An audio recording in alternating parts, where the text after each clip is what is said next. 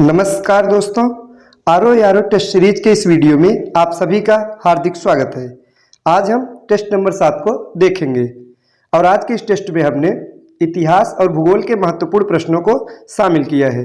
तो आइए शुरुआत करते हैं आज का यह टेस्ट।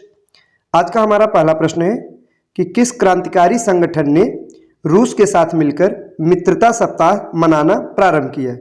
तो मित्रता सप्ताह जो कि रूस के साथ मिलकर मनाना प्रारंभ किया गया था, तो यह किस क्रांतिकारी संगठन द्वारा किया गया था।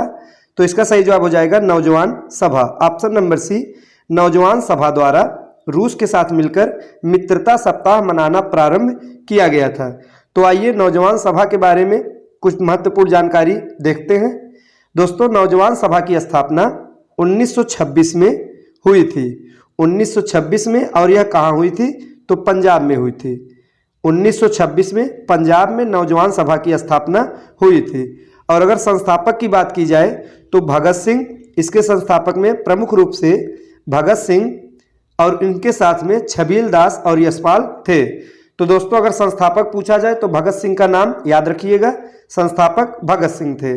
इस संगठन ने रूस के साथ मिलकर मित्रता सप्ताह मनाया था। और इसके साथ ही साथ दोस्तों, इस संगठन द्वारा काकोरी घटना की याद में काकोरी दिवस भी मनाया जाता था। तो कौन सा दिवस मनाया जाता था? काकोरी दिवस मनाया जाता था। इसी संस्था द्वारा यह दिवस मनाया जाता था। अगला प्रश्न है, द्वितीय गोलमेज सम्मेलन के समय निम्नलिखित में से भारत के वायसराय कौन थे? तो इसका सही जवाब हो जाएगा option number D, Lord Willingdon. द्वितीय गोलमेज सम्मेलन के समय भारत के वायसराय लॉर्ड विलिंगटन थे। और द्वितीय गोलमेज सम्मेलन कब हुआ था? तो 7 सितंबर 1931 को हुआ था। दोस्तों, 7 सितंबर 1931 को लंदन में द्वितीय गोलमेज सम्मेलन आयोजित हुआ था।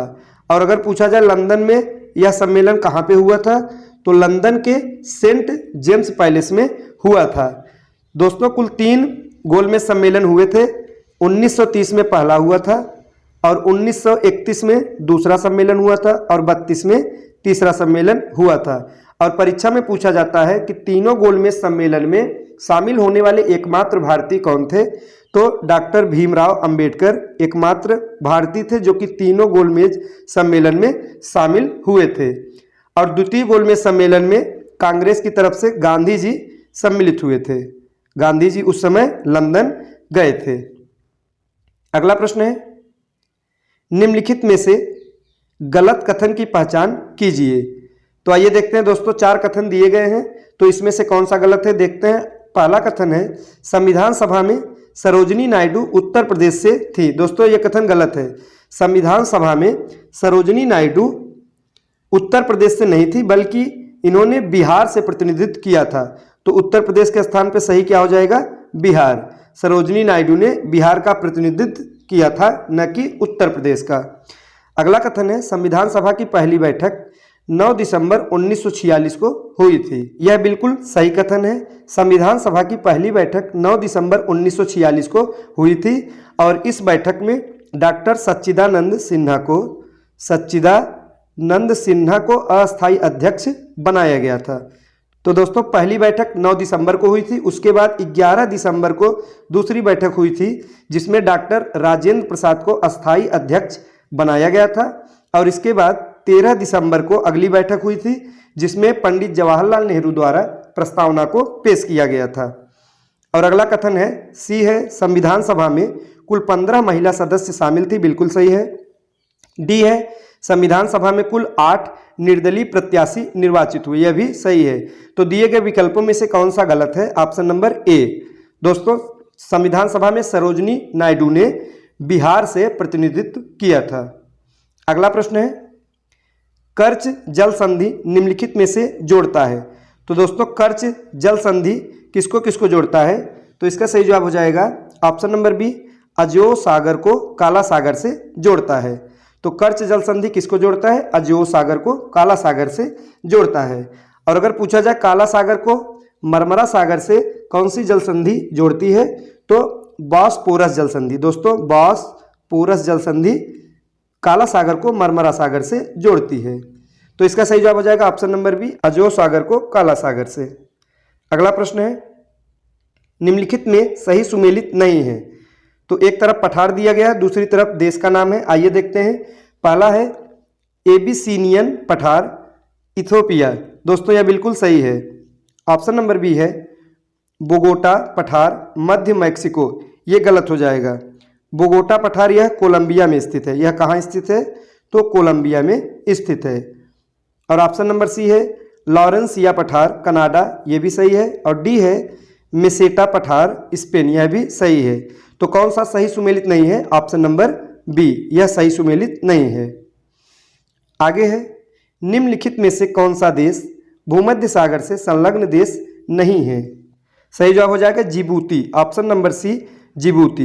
दोस्तों भूमध्य सागर से संलग्न जो अफ्रीकी देश है उसमें मोरक्को, अल्जीरिया, ट्यूनीसिया, लीबिया एवं मिस्र है। तो दिए गए विकल्पों में से जिबूती यह भूमध्य सागर से संलग्न देश नहीं है।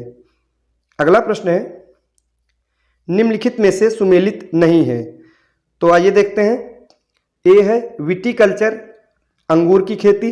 बिल्कुल सही है। बी है पिसीकल्चर, मछली पालन। यह भी सही है। ऑप्शन नंबर सी है सिल्वीकल्चर, मुर्गी पालन। दोस्तों यह गलत है। सिल्वीकल्चर यह वनों के संरक्षण से संबंधित है, वनों के संरक्षण से संबंधित है, न कि मुर्गी पालन से। और ऑप्शन नंबर डी है मोरीकल्चर, शहतूत की कृषि। यह सही है। तो कौन सा सही सुमेलित नहीं है? ऑप्शन नंबर सी।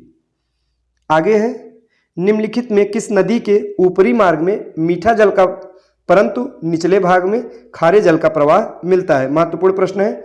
तो दोस्तों वह कौन सी नदी है जिसके ऊपरी मार्ग में मीठा जल परंतु निचले भाग में खारे जल का प्रवाह मिलता है? तो सही जवाब हो जाएगा लूनी नदी। ऑप्शन नंबर बी, लूनी नदी। दोस्तों यह नदी कहाँ पे है? तो राजस्थान में। राजस्थान के लूनी नदी में जो ऊपरी मार्ग, इसके ऊपरी मार्ग में मीठे जल का प्रवाह परंतु निचले भाग में खारे जल का प्रवाह मिलता है। अगर पूछा जाए इस नदी का उद्गम कहाँ पे है? तो दोस्तों अजमेर के निकट अरावली श्रृंखला में स्थित नागा पहाड़ी से होता है। तो कौन सी पहाड़ी से? नागा पहाड़ी से होता है, जो कि अरावली श्रृंखला में स्थित है। अगला प्रश्न है निम्नलिखित कथनों पर विचार कीजिए। तो 3 कथन दिए गए हैं। आइए देखते हैं दोस्तों। पहला है भारत में तमिलनाडु सबसे अधिक कॉफी उत्पादक राज्य है। तो पहला कथन गलत हो जाएगा। कॉफी उत्पादक राज्य में जो अग्रणी राज्य है वो कर्नाटक है, न कि तमिलनाडु। तो कॉफी उत्पादक में कौन सा राज्य है? कर्नाटक। पहला कथन गलत है।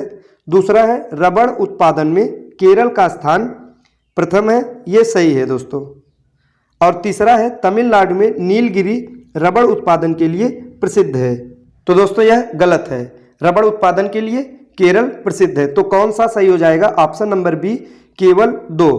केवल दूसरा कथन यह सही है। रबड़ उत्पादन में केरल का स्थान प्रथम है। अगला प्रश्न है निम्नलिखित शैल तंत्रों में से कौन सा धात्विक खनिजों से सर्वाधिक संपन्न शैल तंत्र है? तो धारवाड़ क्षेत्र। जो धारवाड़ क्षेत्र है दोस्तों यह धात्विक खनिजों से सर्वाधिक संपन्न शैल तंत्र है, जिसमें सोना, मैग्नीज, लौह अयस्क, अभ्रक, थोरियम आदि खनिज तत्व पाए जाते हैं। तो धात्विक खनिजों से अगर सर्वाधिक संपन्न शैल तंत्र पूछा जाए तो धारवाड़ क्षेत्र है। तो दोस्तों ये थे आज के महत्वपूर्ण प्रश्न। वीडियो अच्छा लगा हो तो लाइक करें। मिलते हैं अगले वीडियो में, तब तक के लिए नमस्कार।